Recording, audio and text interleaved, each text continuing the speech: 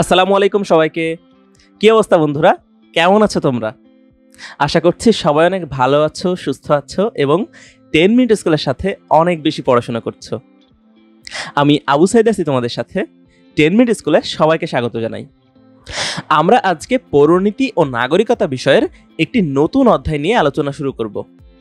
অধ্যায়টির নাম হচ্ছে বাংলাদেশের স্থানীয় সরকার ব্যবস্থা। দেখো বন্ধুরা, আমরা কিন্তু এর আগের অধ্যায়গুলোতে রাষ্ট্র ও সরকার নিয়ে আলোচনা করেছি, বাংলাদেশের সরকার ব্যবস্থা নিয়ে আলোচনা করেছি। তবে বাংলাদেশের স্থানীয় সরকার ব্যবস্থাটা আবার কি? বন্ধুরা, তোমাদের নিশ্চয়ই মনে আছে আমরা এর আগের অধ্যায়গুলোতে কিন্তু যুক্তরাষ্ট্রীয় সরকার ব্যবস্থা সম্পর্কে জেনেছিলাম। সেখানে আমরা দেখেছিলাম যে রাষ্ট্রের শাসন কার্য পরিচালনা করার জন্য কিন্তু কেন্দ্রীয় প্রশাসনের পাশাপাশি বা কেন্দ্রীয় সরকারের পাশাপাশি প্রাদেশিক সরকার থাকে। তবে বাংলাদেশে যেহেতু যুক্তরাষ্ট্রীয় সরকার ব্যবস্থা প্রচলিত নেই, বরং বাংলাদেশে প্রচলিত আছে এক কেন্দ্রিক সরকার ব্যবস্থা, যেখানে একটি কেন্দ্রীয় সরকারের দ্বারা কিন্তু সারা দেশের শাসন পরিচালনা বা প্রশাসনকে পরিচালনা করা হয়।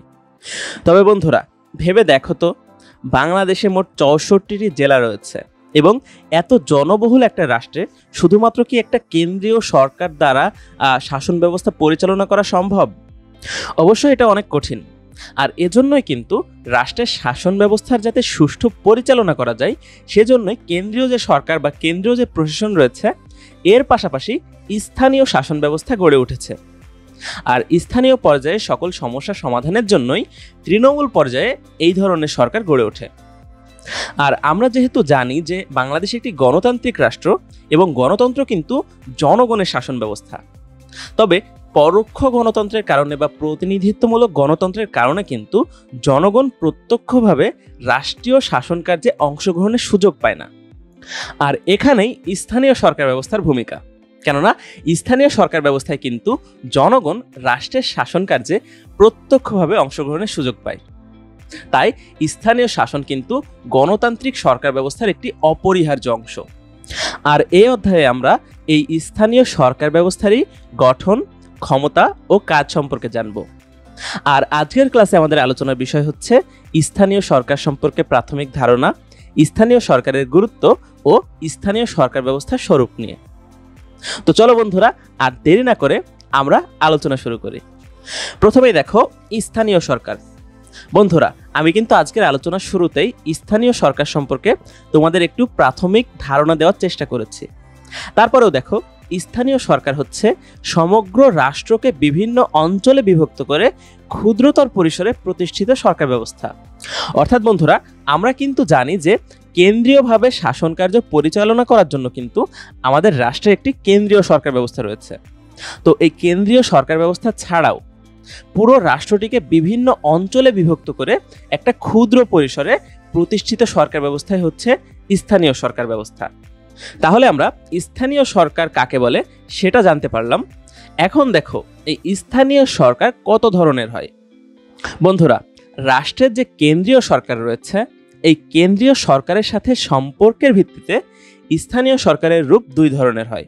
বন্ধুরা, তোমরা এই যে সম্পর্কের ভিত্তিতে, এই কথাটি একটু লক্ষ্য করো। দেখো, এখানে কেন্দ্রীয় সরকারের সাথে সম্পর্কের উপর ভিত্তি করে স্থানীয় সরকারের রূপ দুই ধরনের আমরা দেখতে পাচ্ছি, যার মধ্যে প্রথমটি হচ্ছে স্থানীয় সরকার এবং দ্বিতীয়টি হচ্ছে স্থানীয় স্বায়ত্তশাসিত সরকার। তাহলে এখন চলো আমরা দেখি, এই যে এখানে বলা হচ্ছে যে কেন্দ্রীয় সরকারের সাথে সম্পর্কের ভিত্তিতে, এই কথা দ্বারা কি বোঝাচ্ছে। তো প্রথমে দেখো, এই যে স্থানীয় সরকার, এই স্থানীয় সরকারের যিনি প্রশাসক রয়েছে তাকে কিন্তু কেন্দ্রীয় সরকার নিয়োগ দিয়ে থাকে। এছাড়া এই স্থানীয় সরকারের প্রধান কাজ হচ্ছে কেন্দ্রীয় সরকার যে নির্দেশগুলো দেয়, এই নির্দেশগুলো বাস্তবায়ন করা।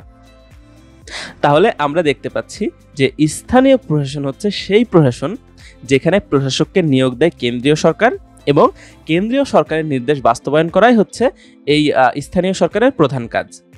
যেমন দেখো, বিভাগ, জেলা, উপজেলা পর্যায়ে যারা প্রশাসনিক কর্মকর্তা রয়েছেন তাদের কিন্তু কেন্দ্রীয় সরকার দ্বারা নিয়োগ দেওয়া হয়। এছাড়া ইউনিয়ন পর্যায়ে যিনি সচিব থাকেন তিনিও কিন্তু এই কেন্দ্রীয় সরকার কর্তৃক নিযুক্ত হন।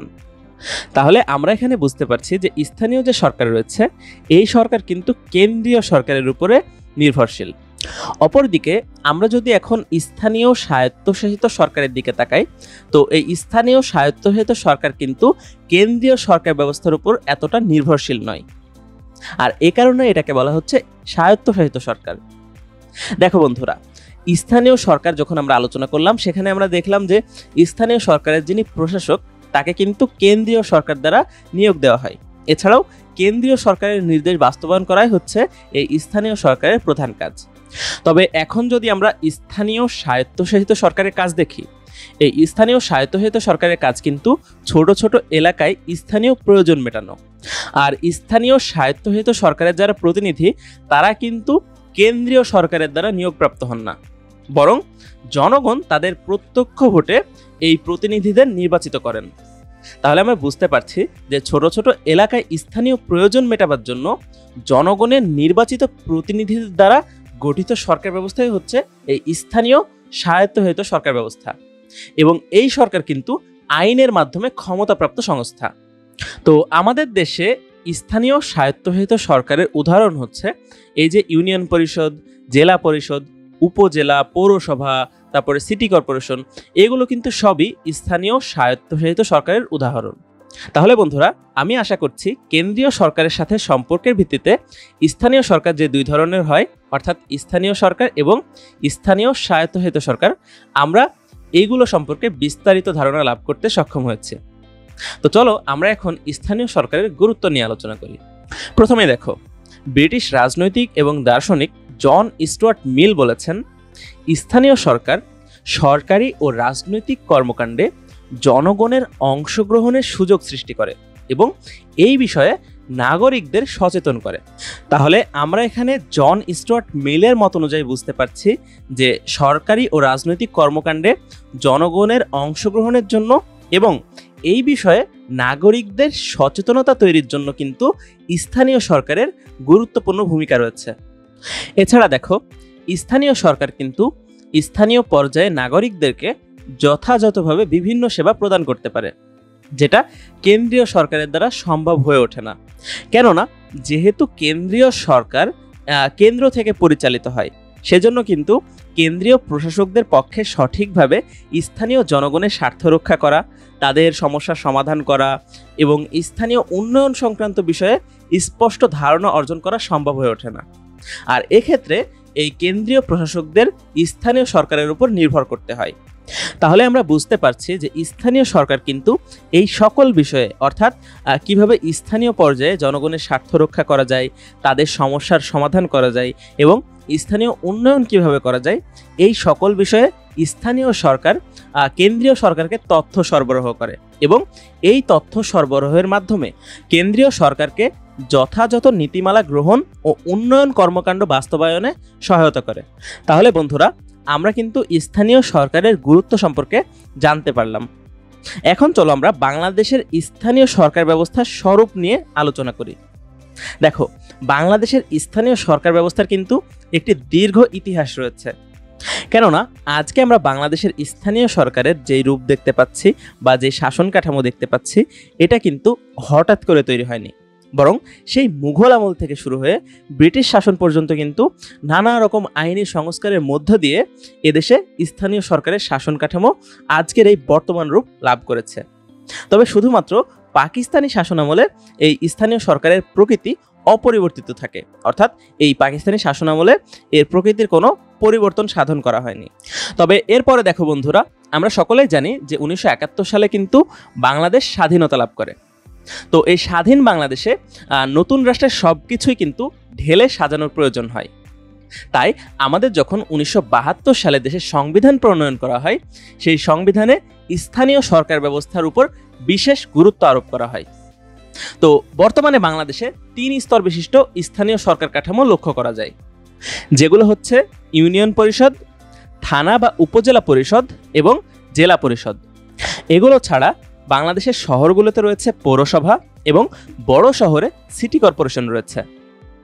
এছাড়া দেখো বন্ধুরা, পার্বত্য চট্টগ্রাম আঞ্চলিক পরিষদ ও 3টি পার্বত্য জেলা অর্থাৎ খাগড়াছড়ি, বান্দরবন ও রাঙামাটি, এই 3টি পার্বত্য জেলায় কিন্তু 3টি স্থানীয় জেলা পরিষদ রয়েছে।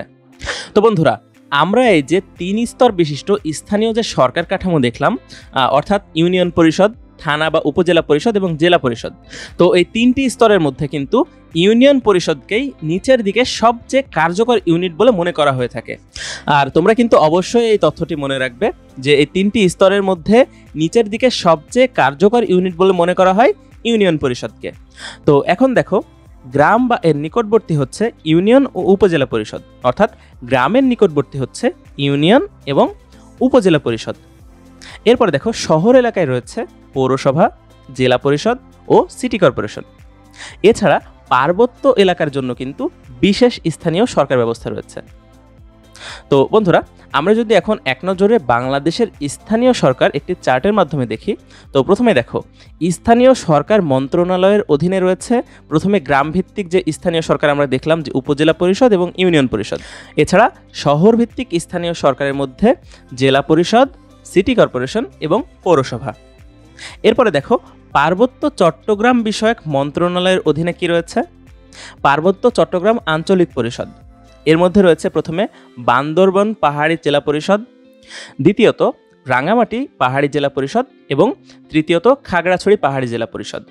তাহলে বন্ধুরা, আমরা এখানে দেখতেই পাচ্ছি যে এগুলো সব মিলেই গঠিত হয় বাংলাদেশের স্থানীয় সরকার ব্যবস্থা। আর তোমাদের এখানে জানিয়ে রাখি, বাংলাদেশের এই প্রতিটি স্থানীয় সরকার ব্যবস্থায় কিন্তু মহিলাদের প্রতিনিধিত্বের উপর গুরুত্ব আরোপ করা হয়েছে। তো আমরা আজকে বাংলাদেশের স্থানীয় সরকার সম্পর্কে জানতে পারলাম, সেই সাথে স্থানীয় সরকার ব্যবস্থার গুরুত্ব এবং বাংলাদেশের স্থানীয় সরকার ব্যবস্থার যে স্বরূপ, এটা নিয়ে আমরা বিস্তারিত আলোচনা করলাম। তো বন্ধুরা, এই যে আজকের ক্লাসে আমরা বিভিন্ন স্থানীয় সরকার ব্যবস্থা সম্পর্কে জানতে পারলাম, তো আগামী ক্লাসগুলোতে আমরা এই সরকার ব্যবস্থাগুলো নিয়ে বিস্তারিত আলোচনা করব। তো ততক্ষণ পর্যন্ত ভালো থেকো, সুস্থ থেকো, 10 মিনিট স্কুলের সাথে থেকো। ধন্যবাদ।